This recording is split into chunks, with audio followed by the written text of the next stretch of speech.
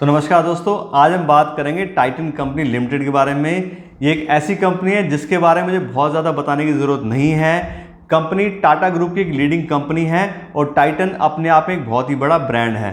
तो इसलिए आज की इस वीडियो में कंपनी का पूरा फंडामेंटल एनालिसिस करेंगे और देखेंगे कि आज की डेट में एज एन इन्वेस्टर क्या हमें इस कंपनी में इन्वेस्ट करना चाहिए नहीं, और उसके साथ साथ हम कंपनी के पूरे फाइनेंशियल्स भी चेक करेंगे कि कंपनी के रेवेन्यू और प्रॉफिट्स कैसे चल रहे हैं, और उसके बाद हम कंपनी की वैल्यूएशन करेंगे कि आज की डेट में कंपनी हमें किस प्राइस पे अवेलेबल हो रही है, कि क्या कंपनी अंडर वैल्यूड है या ओवर वैल्यूड है।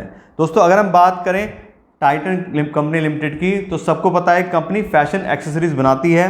टाइटन इंडिया में बहुत ही पुराना और ट्रस्टेड ब्रांड है। और अगर हम बात करें कंपनी के बिजनेस सेगमेंट की, तो कंपनी मेनली 3 बिजनेस सेगमेंट में काम करती है। सबसे पहला है ज्वेलरी सेगमेंट, फिर है वॉचेज और फिर है आई गियर्स।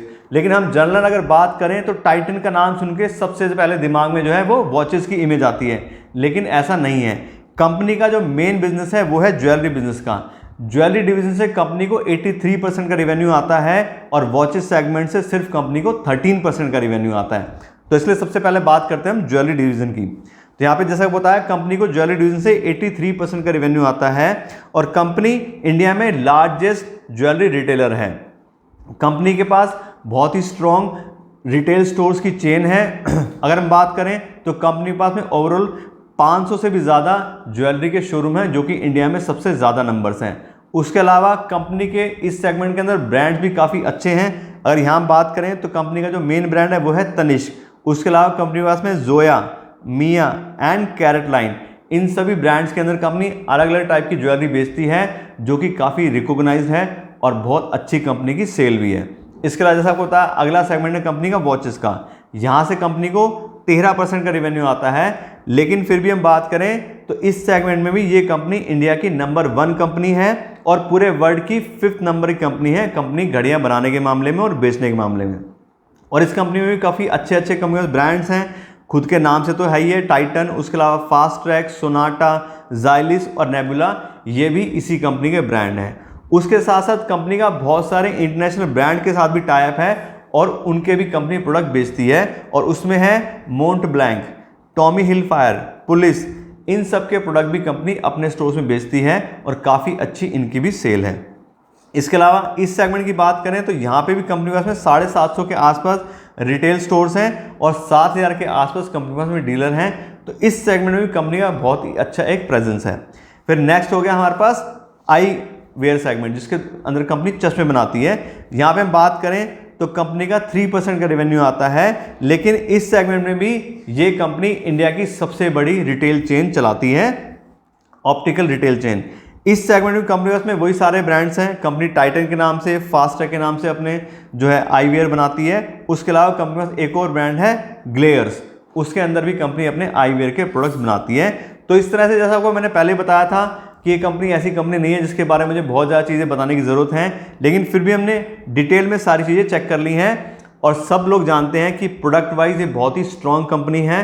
कंपनी के ब्रांड्स भी बहुत स्ट्रॉन्ग हैं और कंपनी का ओवरऑल क्वालिटी भी काफ़ी बढ़िया है। दोस्तों, अभी तक तो बात कर ली हमने कंपनी के ब्रांड के बारे में और कंपनी की मार्केट पोजीशन के बारे में। अब हम बात करें कंपनी के फाइनेंशियल्स के बारे में कि कंपनी के रेवेन्यू और प्रॉफिट्स आज की डेट में कैसे चल रहे हैं। तो मैं आपको बता दूं, किसी भी कंपनी का फाइनेंशियल एनालिसिस करने के लिए मैं यूज़ करता हूं पिछले 5 साल का डेटा, जिससे हमें कंपनी के बारे में डिटेल नॉलेज मिल सके और हम एक अच्छा डिसीजन ले सकें। और सबसे पहला पैरामीटर जिसमें हम कंपनी को चेक करते हैं वो है रेवेन्यू। और यहाँ पे आप देखोगे तो 2017 में जो कंपनी का रेवेन्यू था लगभग 13,000 करोड़ रुपए के आसपास था, जो कि 2021 में बढ़ के 22,000 करोड़ के आसपास हो गया। यानी कि हम मोटी मोटी बात करें तो लगभग 5 साल में कंपनी का रेवेन्यू डबल हो गया, जो कि बहुत ही बढ़िया साइन है। इस समय क्लियरली पता लगता है कि कंपनी की मार्केटिंग स्ट्रेटेजीज बहुत अच्छी हैं और कंपनी बहुत अच्छे से ग्रो कर रही है। उसके अलावा नेक्स्ट हमारा पैरामीटर है ग्रॉस प्रॉफिट मार्जिन, और ये भी आप देखोगे तो पिछले 5 साल में 26%, 27% का लगातार कंपनी अपना जो ग्रॉस प्रॉफिट मार्जिन है उसको मेंटेन कर पा रही है। और इससे भी हमें यही पता लगता है कि कंपनी के जो प्रोडक्शन कॉस्ट है उसको काफ़ी अच्छे से कंपनी मैनेज करती है, इसी वजह से कंपनी को इतने अच्छे ग्रॉस प्रॉफिट मार्जिन आ रहे हैं। उसके बाद नेक्स्ट हमारा प्रॉफिट हो गया, जो पैरामीटर है वो हो गया ऑपरेटिंग प्रॉफिट मार्जिन। और यहाँ भी हम देखें तो 9%, 10% का काफ़ी अच्छा कंपनी का ऑपरेटिंग प्रॉफिट मार्जिन है इंडस्ट्री के हिसाब से। और ये भी हमें यही इन्फॉर्मेशन देता है कि कंपनी अपनी जो भी कॉस्ट है उसको काफ़ी अच्छे से मैनेज कर रही है। नेक्स्ट हो गया हमारा free cash flow. Free cash flow से हमने मेनली ये पता लगता है कि जो भी कंपनी प्रॉफिट जनरेट कर रही है उसको कितने अच्छे से अपने पास रख पा रही है, कि कहीं ऐसा तो नहीं है कंपनी को प्रॉफिट जनरेट होता है और बार बार कंपनी को अपने बिजनेस में पैसा लगाना पड़ता है, या कंपनी प्रॉफिट बुक कर लेती है, सारा पैसा कंपनी को मिल नहीं पाता है। तो यहाँ पे हम देखें तो पिछले 5 साल में 2 बार कंपनी के पास में नेगेटिव कैश फ्लो गया है, जो कि एक नेगेटिव पॉइंट है इस कंपनी के बारे में।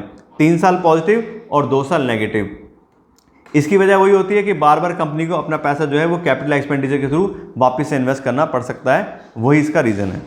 इसके अलावा अगला हम अगर पैरामीटर देखें तो ये हमारा आता है डेट बाय इक्विटी रेशो, और डेट बाय इक्विटी रेशो से हमें ये पता लगता है कि कंपनी कितना पैसा लोन लेके काम कर रही है और कंपनी ने खुद का कितना पैसा इन्वेस्ट किया हुआ है। तो यहाँ पे हम देखें तो कंपनी का डेट बाय इक्विटी रेशो आ रहा है 0.14, तो कोई बहुत ज़्यादा कंपनी के पास डेट नहीं है, लेकिन फिर भी अगर कोई भी कंपनी डेट होल्ड करती है तो उसके अगेंस्ट हम कंपनी का जो नेक्स्ट पैरामीटर चेक करते हैं वो होता है इंटरेस्ट कवरेज रेशो, कि कंपनी को जो भी उस डेट के ऊपर इंटरेस्ट पे करना पड़ रहा है उसके अगेंस्ट कंपनी के पास कितना गुना पैसा अवेलेबल है उस इंटरेस्ट को कवर करने के लिए। तो यहाँ पे हम देखें तो कंपनी का जो इंटरेस्ट कवरेज रेशो आ रहा है ये आ रहा है 15 टाइम्स, यानी कि कंपनी के पास में 15 गुना पैसा ऑलरेडी अवेलेबल है उस इंटरेस्ट को पे करने के लिए। तो इसलिए इंटरेस्ट की वजह से कंपनी को जल्दी से कोई प्रॉब्लम नहीं आने वाली है। फिर नेक्स्ट हमारा जो पैरामीटर है वो आ गया रिटर्न ऑन इक्विटी, कि कंपनी के साथ जो भी इन्वेस्टर पैसा इन्वेस्ट करते हैं उसके ऊपर कंपनी कितना जो प्रॉफिट है उसको जनरेट करती है। तो यहाँ पे हम देखें तो पिछले साल का जो कंपनी का रिटर्न ऑन इक्विटी आ रहा है वो आ रहा है 14% का। तो 15% या उससे ज़्यादा अगर कंपनी का होता है उसको काफ़ी अच्छा मानते हैं, तो 14% के आसपास का होगा, मतलब कि एवरेज कंपनी का एक रिटर्न ऑन इक्विटी है। लेकिन वही हम पिछले 5 साल का कंपनी का डेटा चेक करते हैं तो पिछले 5 साल का कंपनी का रिटर्न ऑन इक्विटी आ रहा है 21% का, जो कि काफ़ी अच्छा है। तो इस तरह से अगर कंपनी के ओवरऑल हम जब कंपनी के फाइनेंशियल चेक कर रहे हैं तो हम कह सकते हैं कि कंपनी बहुत ही बढ़िया है, कंपनी के फाइनेंशियल भी अच्छे हैं, बस कंपनी को फ्री कैश फ्लो के अंदर हम एक नेगेटिव पॉइंट मान रहे हैं। दोस्तों अभी तक तो बात हो गई कंपनी के फाइनेंशियल के बारे में और कंपनी के प्रोडक्ट्स के बारे में। अब हम बात करें कंपनी की वैल्यूएशन के बारे में कि आज की डेट में कंपनी में किस प्राइस में अवेलेबल हो रही है।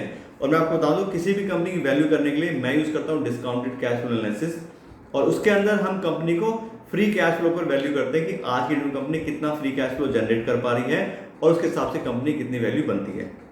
तो यहाँ पे अगर पिछले 3 साल का मैं एवरेज लेता हूँ फ्री कैश फ्लो का एवरेज, तो ये आता है 1423 करोड़ रुपए, और उसके हिसाब से जो कंपनी की फेयर वैल्यू बनती है वो आती है 71,150 करोड़ रुपए।